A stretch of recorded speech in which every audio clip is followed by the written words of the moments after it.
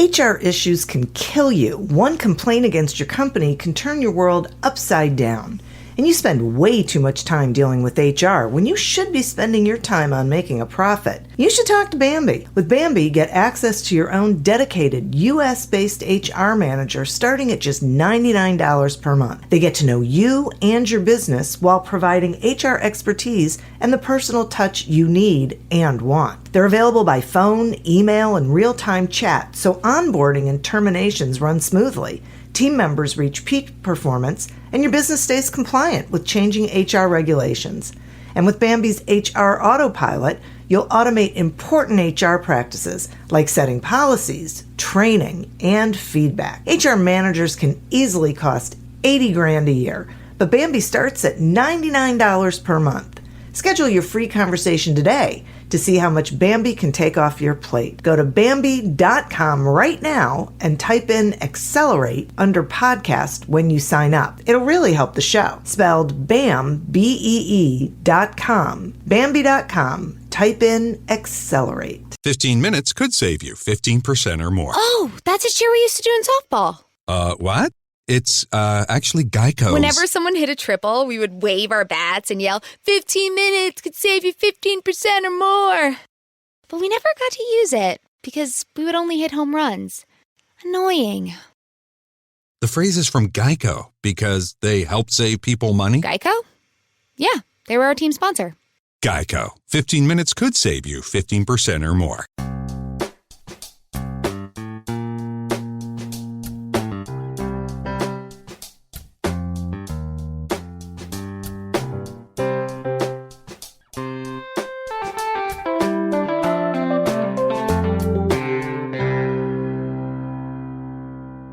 Welcome to Accelerate Your Business Growth with your host, Diane Helbig.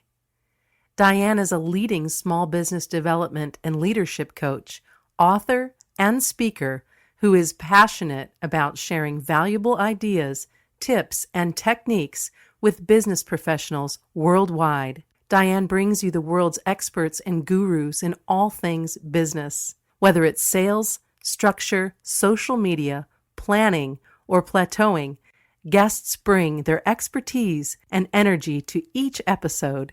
When growing your business is your focus, Accelerate Your Business Growth is the show to listen to. Got a topic or guest suggestion? Let Diane know. The goal is to make sure you have the information you need to move your business forward. Thanks for joining us. Settle in and enjoy. Hi, everybody. Thank you so much for joining me. Today's podcast is sponsored by Audible.com. I am imagining that most of you know, but I will say it anyway, that Audible.com really is the leading provider of spoken audio entertainment and information. It gives you the opportunity to listen to audiobooks whenever and wherever you want to do that. And you can get a free trial by going to audibletrial.com/businessgrowth. Accelerate Your Business Growth podcast continues to gain recognition as a great resource for business and entrepreneurs, salespeople, small business owners, business leaders of all kinds are finding this podcast to have a lot of the information and answers that they are looking for. And that is because of the incredible folks who are guests. These are people with expertise in particular areas of business, and they join me to have a conversation where they share their expertise with all of you. Today is no different. My guest today is Jason Richmond. Jason is the CEO and Chief Culture Officer at Ideal Outcomes, Inc. He is widely recognized as a noted authority on helping companies build strong, sustained revenue growth by empowering their employees and developing energizing office cultures. During his career of more than 20 years, Jason has assisted companies of all sizes, including established Fortune 100 companies, to create leadership development journeys and has guided numerous startups to build solid foundations, enabling them to become industry leaders. Jason is also the author of Culture Spark. Thanks so much for joining me today, Jason. Thank you, Diane. I'm excited to be here this morning and having the opportunity to speak with you. Well, I am excited to have this conversation as well. And I would like to start with like a foundational question and ask you if how you would define the term organizational culture. Well, I think in the simplest terms, in my opinion, organizational culture has a lot to do with every aspect of how a company, regardless of the size or even a department within a company, actually accomplishes what they do. Organizational culture encompasses not only business strategy, policies and procedures, hiring practices, but also the way we share communication, the way we treat people, um, our transparency of how we operate and run on a daily basis. And it really is it's a foundation of organizational teams. And I think that's the best way I could sum that up, as being a foundation of organizational teams. Yeah, I like that. It feels like what you're saying is that organizational culture is like um, the starting point that everything is built upon. It is. I think that's a great way of putting that. I mean, with a solid foundation, you can build a strong building. And if you really look at your organization and realize that your culture is your foundation, you have something to build upon. And I really do believe that organizations have to keep that foundation in mind. They have to continuously evaluate that foundation. They have to continuously diagnose that culture and make sure that it's on the right track. Make sure that it's what they want their organization to be known for, not just from an outside perspective, but also from an inside perspective, from their employees' perspectives. Do you think that gets missed a lot? That it feels to me like so many companies are thinking about themselves in terms of how other people see them, that they're sort of forgetting about how they are seen internally. I see that all the time, and a good example, and it's not just one occurrence, Diane. I've had opportunities to work with C-suites, CEOs and senior leaders, and one of the steps in my process is just to have some short one-on-one dialogue with a group of senior leaders. And one of the questions I always ask is, give me a visual picture of your culture, and whether that team be a team of 2 or 3 or 8, most of the time I will get different perspectives on that culture, and more than not, it'll be quite different than what frontline leaders, managers, supervisors, and individual contributors would describe their culture. So Wow. we see a disconnect from that senior level leadership down to the front lines quite often. Yeah. Unfortunately, that doesn't really surprise me. Um, and it seems to me, in addition to that, that so many companies focus on, they don't focus on culture, that they're focusing on other things and either not even thinking about culture or expecting the culture to happen. Yep. Right? As opposed to really being intentional about it. Yeah, and the key one word you said there is intentional. So in preparation and in doing the research and writing my book, Diane, I spent a couple years doing nothing but interviewing in person executives from all different industries all over the country, hundreds of them. And people often ask me, was there some common ground there? And that common ground that I found ties into what you just said, intentional. Organizations that have high performing cultures, one common ground is that they're authentic, and they're authentic with their actions, with their communications, their behaviors, how they communicate, how they work with the organization. And I think that, that is one common ground that I found through every organizational culture. I mean, I've been doing this, as you said, for over 20 years, and I didn't want to write a book just to sit down and write down what I thought or my opinions. I really did base it on, best practices across the country of executive leadership, through all different industries. Yeah, yeah, it's fascinating. Now, let's shift a little to myths. So, you say there are like 6 common myths about business culture. I'm curious what they are and what the impact is that they have on business. Yeah, and there are a lot of myths out there within organizational culture and people, and within leadership. One of the ones that I talk about quite often is that it's not HR's job. Human resources is not necessarily solely responsible for organizational culture. It really does take an organization to not only create but sustain a culture. HR will take a lead role, but there has to have executive leadership all the way down to individual contributors' participation. Another myth I talk about and dealt a lot of time with is kind of aligning organizational recognition and perks and benefits and things to help drive culture.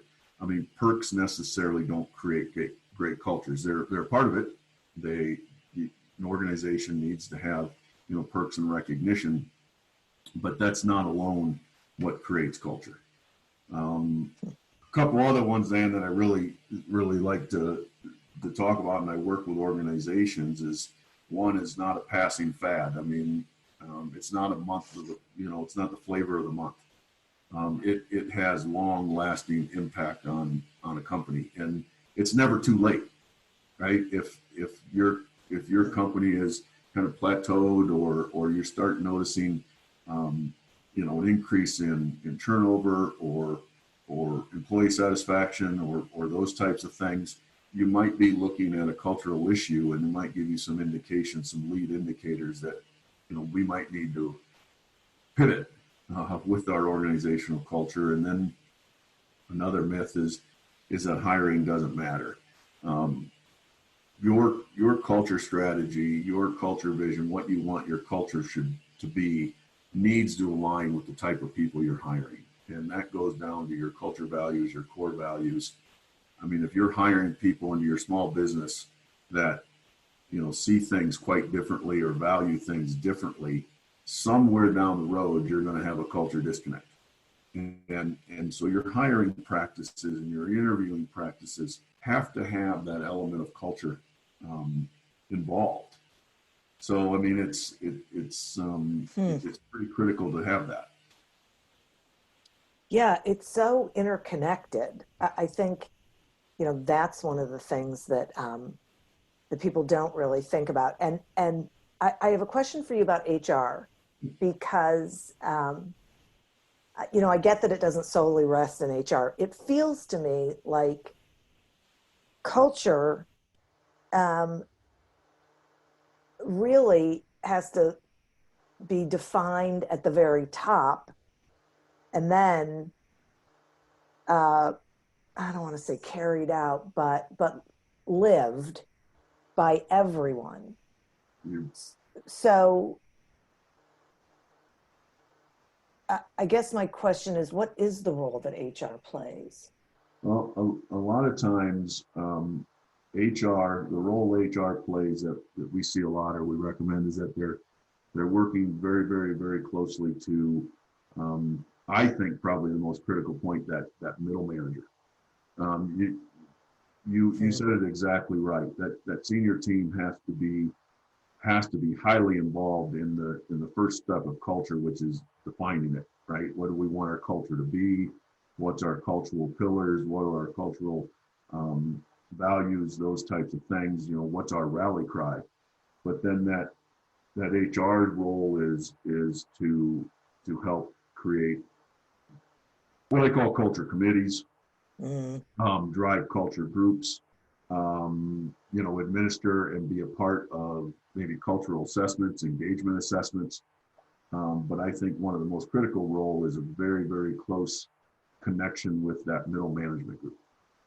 We spend a lot of time focusing on and working with cross-functional mid-level managers because they really are the voice that can take messages up and also, you know, communicate messages down. Ah, And they have such a huge influence on the organizational culture, and HR should work very, very closely with that group to make sure those messages are consistent and that they're communicated in the right way.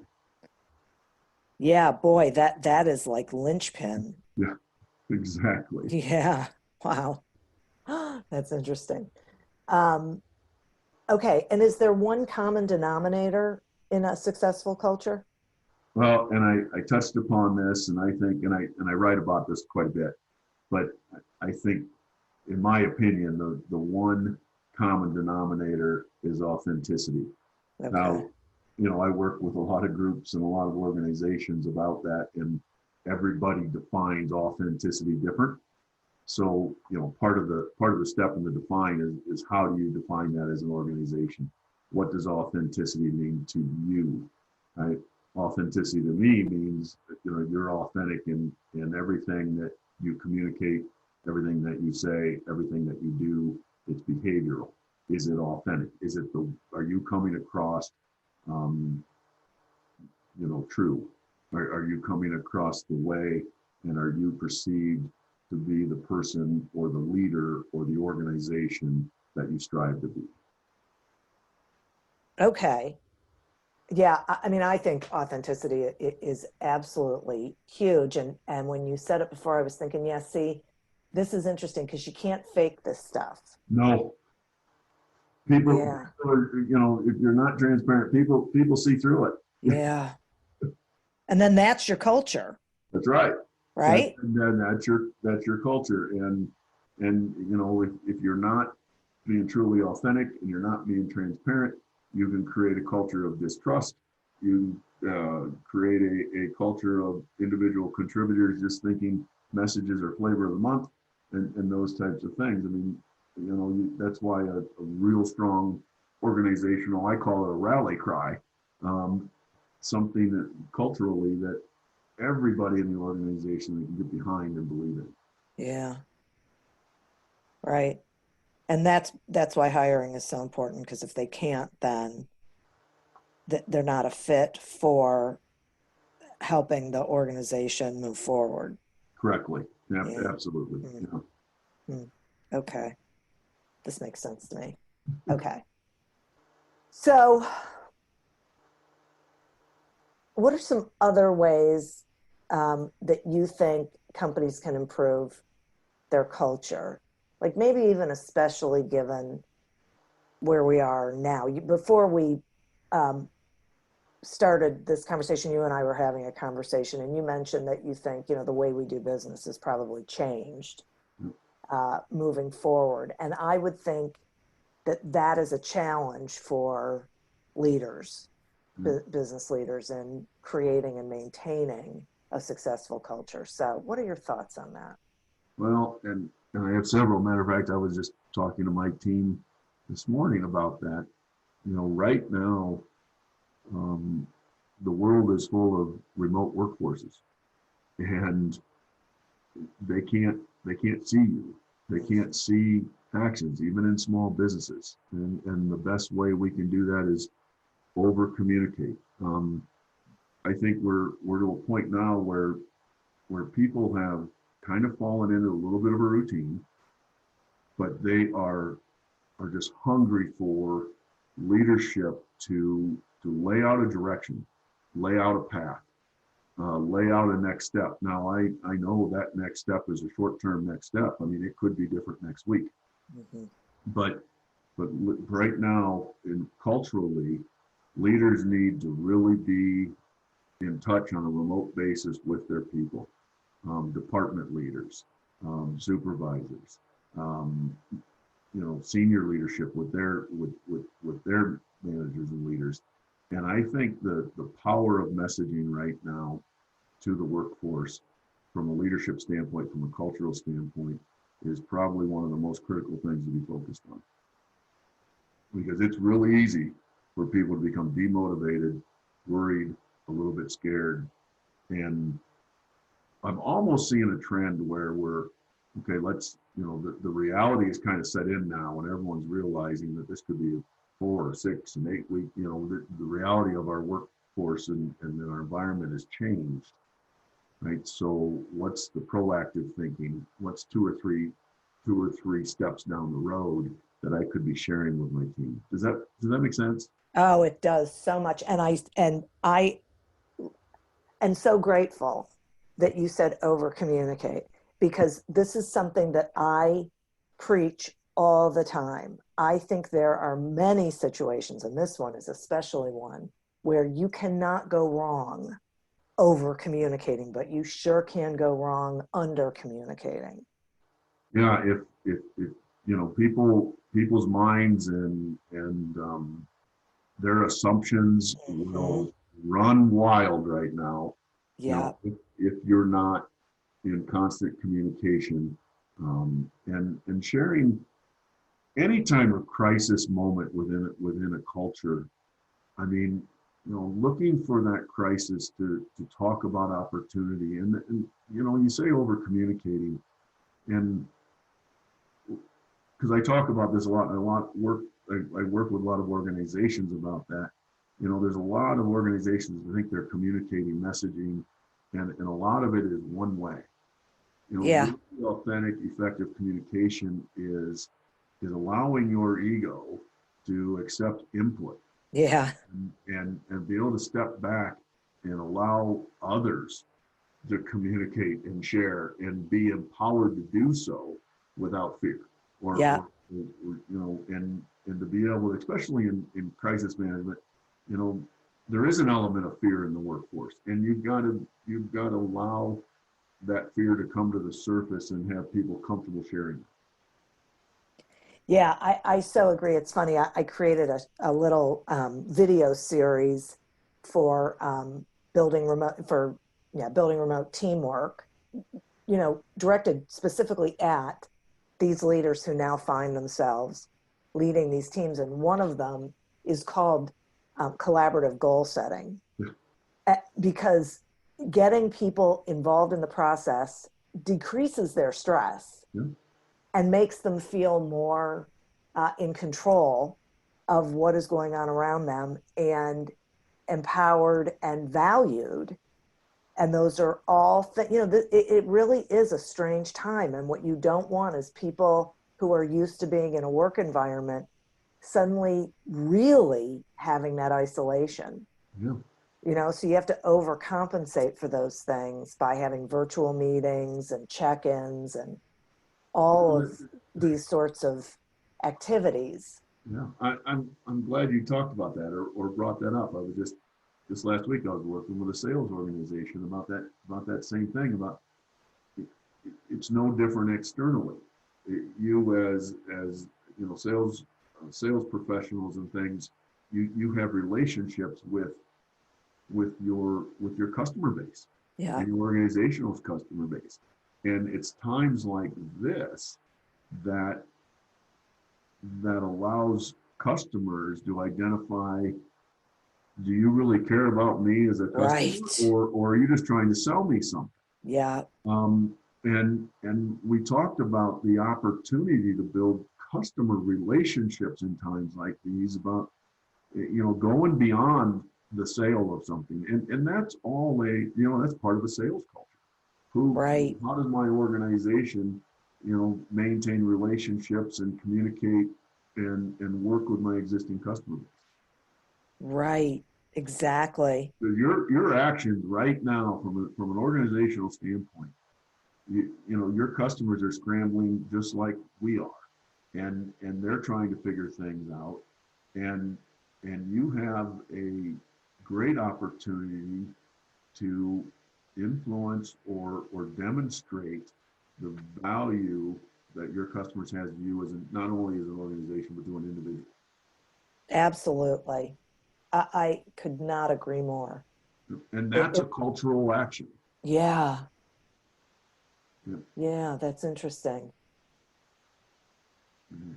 Yeah. Yeah. That's great.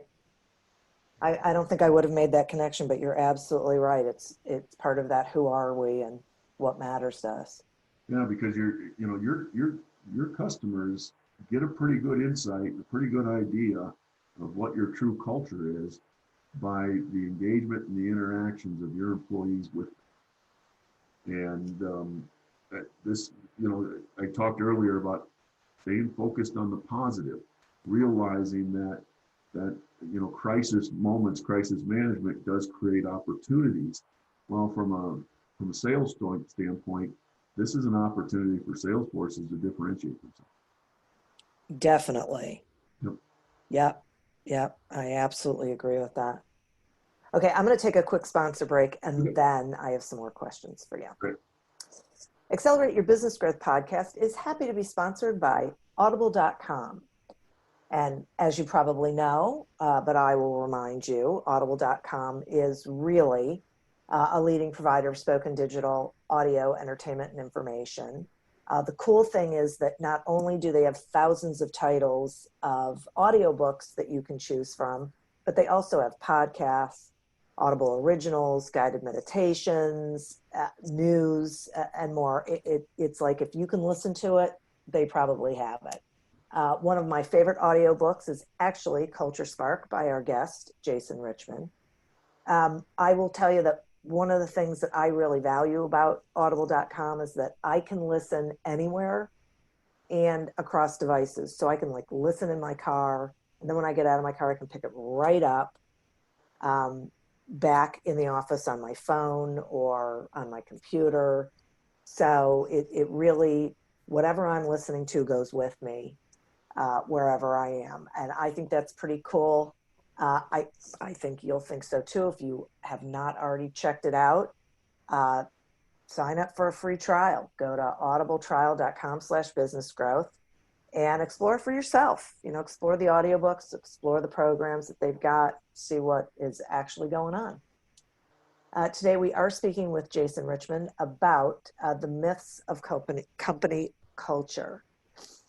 So, Jason, I am curious if you think the millennial generation is impacting corporate culture, and if so, how? Absolutely. And it's not just millennial. It just goes from different perspectives in the workforce. But specifically, I think the biggest impact on how is the desire to have a path, the desire to know where my career could be going.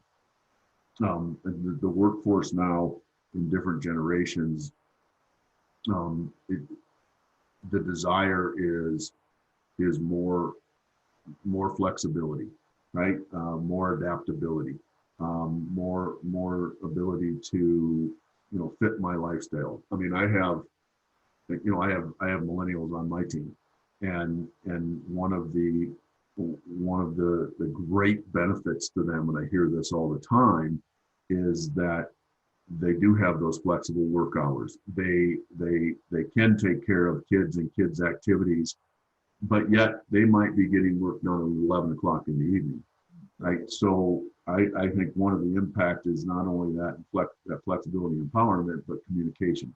They do want to understand why. They do want transparent communication. They do want to see, a path or a road for them to get from point A to B, and what is it going to take to get there. So I think it's it just changes the way, it changes the relationship and how we have to communicate and how we interact and how we engage with our workforce. I mean, it won't be too many years and the millennials will be making up about 80% of our entire workforce, right? So, that style, that leadership style, that communication style is going to happen, over time, because those millennials will be in high level leadership positions. Some of them are already. So I think the way we communicate, how we communicate, what we communicate, and being adaptive and flexible. I work with a lot of organizations, and I can't tell you how many times I hear, we don't do things that way, or we've never done it that way before. Yeah. That's the type of thinking that millennials and younger generations in our workforce today, do not strive it. They want to be more innovative. They want to be more creative. And yes, we did it this way to be successful now. But if we keep doing it that same way, we're not going to be as successful in the future. Yeah, I really appreciate this because I'm always fascinated when people are quick to talk about what they perceive as the negatives about millennials. And all I can think is, okay, well, first of all, we raised them. So, the people who are complaining are the people who gave birth to them and raised them and created them, number one. And number two, I think they bring so much to companies and to the workforce because they really seek purpose. They want to know that they're contributing and how they're contributing. And that's an incredible characteristic of an employee at any level in an organization. And I think we should be embracing that. I mean, a lot of people would be amazed as, working with the millennial generation in the workplace, how committed and dedicated they are to their, not only to their company, but to their direct supervisor and direct managers, if they feel a sense of empowerment and if they feel that their opinions and their voice has some value, right? And I've talked with and worked with, and I mean, I'm dealing with millennials all the time. They understand that maybe their ideas aren't going to be implemented, but the value they put in and letting their ideas be heard is hugely important to them. And we really do live in a different world. The world that I grew up in, so the one that I grew up in went through a big shift in, I guess maybe the late 80s, trying to think of when it was, but my parents' generation, you were loyal, the company was loyal to you, you worked, everyone had their silo. There wasn't this expectation of involvement of everyone. People, they knew what they had to do. They came in, they clocked in, they did it, they clocked out, they went home, they had their life. There was this whole process. And then it went through a bit of a shift, and there's been a lot more getting people involved and seeking input and whatnot. And so, and with this breakdown in, I'll say, loyalty that happened when there were these crashes, we've entered into a different sort of work environment. And as you said, which I think is just such an incredibly important point, what got us here isn't going to get us there. Right.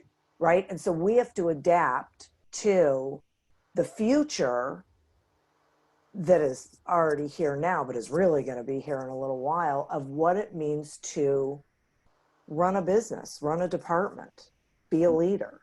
Mm-hmm. I'm in 100% agreement with what you just said. Absolutely. Yeah. Just crazy. Mm-hmm. Okay. So let's talk about culture change. So would you share with us some about your 5-step system for culture change? And Diane, I tried in our book and in my book and the research and stuff, I tried to really keep it simple. And the whole goal of my research and my work with organizations is that, my group's not going to come into an organization and fix cultural problems. We're going to try to work with key influencers throughout the organization from senior level down to individual contributors and put the tools and some processes and some structure in the hands of influencers for them to have cultural impact. And it starts with, defining what you want your culture to be. And that's different than step 2, which is diagnosing. So regardless of what your culture is, working with that senior team with the support of human resources and such, really creating a strategy or defining what the culture should be. What do you want it to be? What do you want to stand for? What are your cultural values and those types of things? I mean, I was working with an organization here about 6 months ago, and they went through a year-long process, creating corporate values and mission and vision, and they ended up having like 16 different values. Well, to an organization that who's going to remember and live by 16 values? We're working really on that with really defining it and going to step 2, which is diagnose. And I kind of alluded to it a little bit earlier that there's a pretty big disconnect with what people really perceive their culture to be. And there's all kinds of different diagnose tools, cultural assessments. You want to take information from your internal engagement assessments, maybe, employee satisfaction, those types of things. But you really have to have a clear picture of what your culture is today. Every organization has a culture, believe it or not. Whether they focused on it or not, they have one. So step 2 is really finding out what that culture is. And we usually use a process of a culture committee type of thing, of a mixed culture groups, culture influencers from all different departments and different levels within the organization, and work with small groups like that within an organization to get a really good picture of what the culture really is. And then you take that information, just like anything else, and create a plan. This is what we're going to do. These are the policies and procedures we're going to evaluate. These are the things we need to be adapted to, maybe adapt. I mean, does our compensation packages, do they really drive the behaviors and actions that we want to have this culture? Is our benefits packages in line? Is our internal policies and procedures on how we deal with customer complaints in line with the culture we want to create? So we really help them work through creating a strategy or a plan. And then the 4th step is how you're going to measure it. Right. So what metrics are we really going to use? I mean, what business metrics do we feel are critical lead and lag indicators of the success of our culture?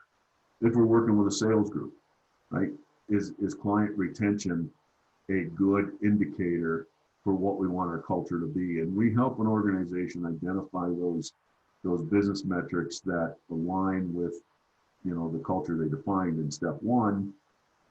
And then the last step is sustainability. I mean, why go through all this effort if you don't want it to continually to grow and sustain and be important?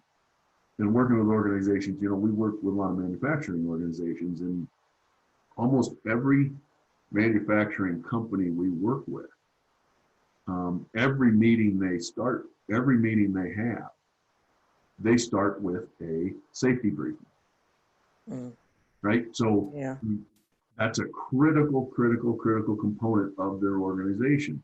Well, that would be an example of bringing culture to the forefront.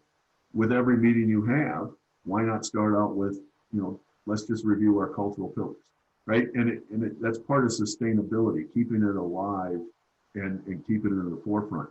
And that's where that middle management group has such a key role, supported by HR. and we work with companies to customize and design different sustainability programs, working with these culture groups and these influencers within the organization to keep the culture alive and keep it important. So that's kind of a synopsis of the 5 steps that we work through with an organization, and we really can jump in anywhere.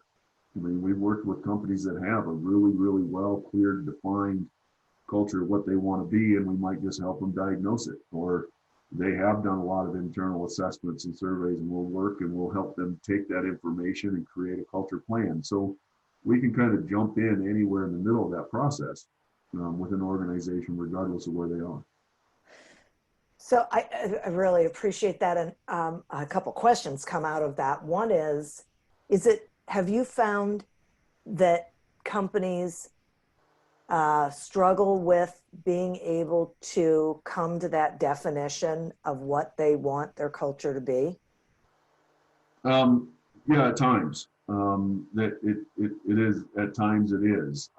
Sometimes it's, they can come to consensus, but if it stops being a priority, the understanding of what that consensus changes over time. So again, an organization that wants to really put culture on the forefront and make it a strategy or make it a priority, will keep it in front of them. If an organization wants to deal with culture and it's just lip service kind of thing, right? Yeah. Then, in other words, if they don't keep it as a priority, people's memory will change, and you'll go back to the way it was fairly quickly. Okay. And you talk about these, like creating culture committees and finding the influencers and putting people to, bringing people together towards this. So this question revolves around the leader. And you said something earlier about, their ego has to be healthy enough that they can receive input. Yep. That the communication is not just one way. So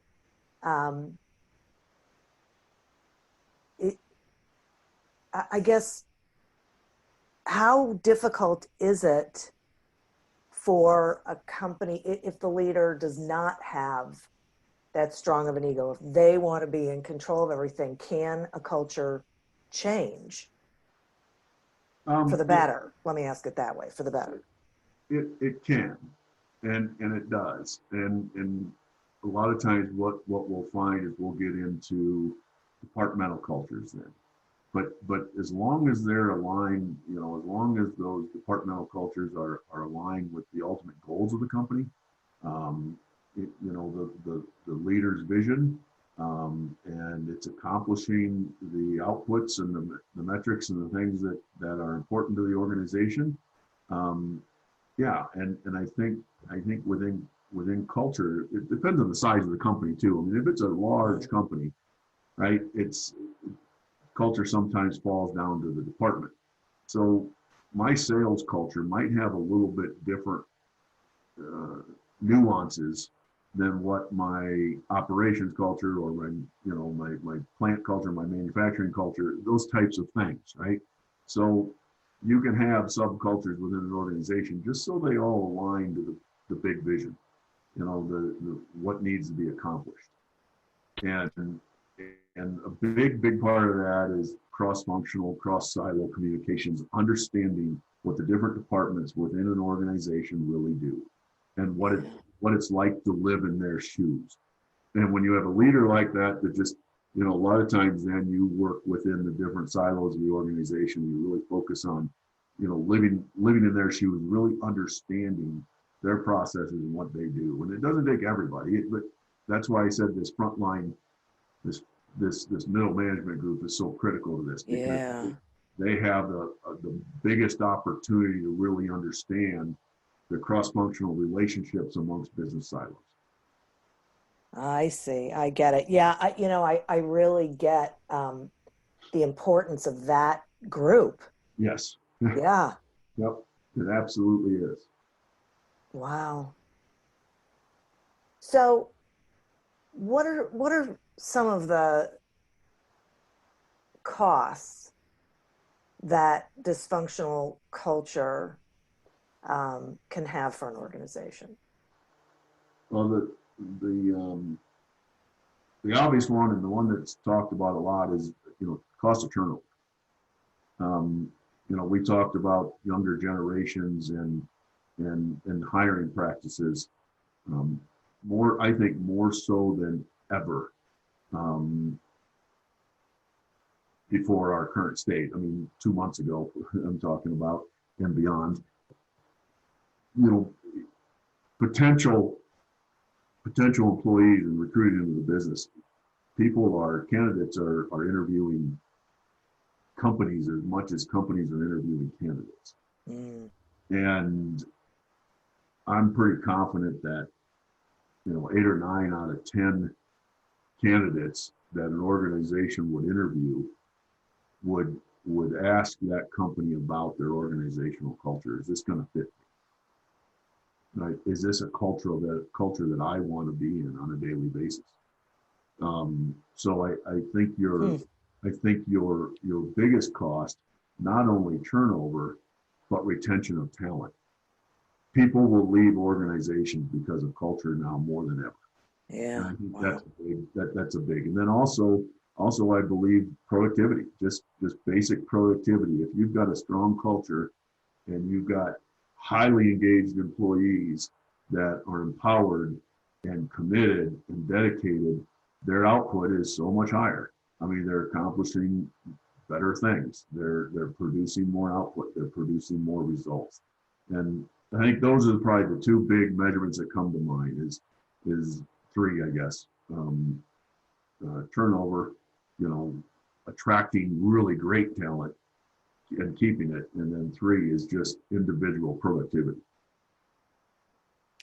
Yeah, that makes a lot of sense to me, and I would think you could miss out on bringing in really great talent if they sense when they come to interview and they're interviewing you as well that authenticity isn't there and the culture that they are looking for is not really there. Yeah, exactly. Huh. Interesting.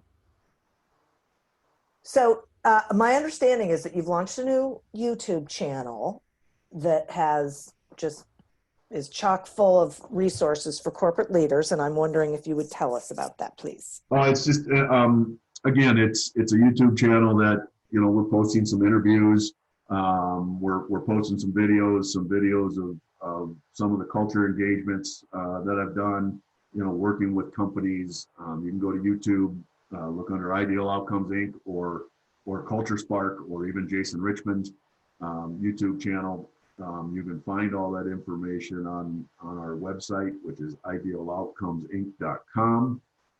You could also go to culturespark.io and find the links to those YouTube channels. Also, you'll find there a whole catalog, a whole library of different business resources, blogs, articles, research, other podcasts and other things we've been doing, for the last year, to go to and download and read and utilize or implement into your own teams and your own departments.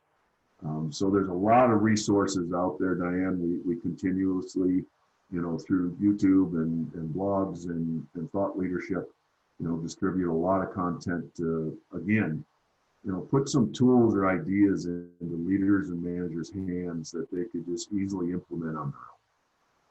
I think that's wonderful. Thank you. And thanks for, and I'm imagining at culturespark.io, they can learn more about your book. Absolutely. And they can also go to Amazon, and you've talked, sponsor is Audible. The book is on audible.com. They can go to Amazon and look for Culture Spark, Jason Richmond. That would be the place to go to get a copy of the book. And like I said, it's on Audible too. Fabulous. Well, I really appreciate you spending time with me, Jason. I've enjoyed this conversation. I learned a lot, which I always enjoy doing, and I had some things confirmed for me, which I also enjoy doing. So I appreciate you sharing with the listeners. And listeners, thank you as well. You are who we are doing this for. And I'd like to thank our sponsor, Audible.com. To get a free trial of Audible.com and explore not only the audiobooks, but the other programming that they have, go to audibletrial.com/businessgrowth. As always, continue to prosper and be curious. And until we meet again on another episode of Accelerate Your Business Growth, goodbye and good day. Me, but also you. The Pharaoh fast forwards his favorite foreign film, Powder Donut. Okay, what's my line? The only line I see here on the script is get options based on your budget with the Name Your Price tool from Progressive. Oh man, that's a tongue twister, huh? I'm sorry, I'm gonna need a few more minutes. Bulbous Walrus, the Bulbous Walrus. The Name Your Price tool, only from Progressive. The owl ran afoul of the comatose coxswain. Progressive Casualty Insurance Company and affiliates. Price and coverage match limited by state law. Me, but also you. The Pharaoh fast forwards his favorite foreign film, Powder Donut. Okay, what's my line? The only line I see here on the script is get options based on your budget with the Name Your Price tool from Progressive. Oh man, that's a tongue twister, huh? I'm sorry, I'm gonna need a few more minutes. Bulbous Walrus, the Bulbous Walrus. The Name Your Price tool, only from Progressive. The owl ran afoul of the comatose coxswain. Progressive Casualty Insurance Company and affiliates. Price and coverage match limited by state law. Great careers are forged out of great relationships. Your success, whatever your field, relies and thrives on the support and insights of others. I'm Andy Lapata, an author and speaker on the power of professional relationships. In the Connected Leadership podcast, I have the privilege of interviewing people from around the world to understand the relationships that have made a difference on their journey and how their insights can help you. From Nobel Prize winners to Olympians, from NASA astronauts to peace campaigners, my guests have shared some captivating moments from their lives and careers. Combined with experts from leading universities, cutting-edge authors and giants of business, the Connected Leadership podcast aims to inspire, educate and entertain.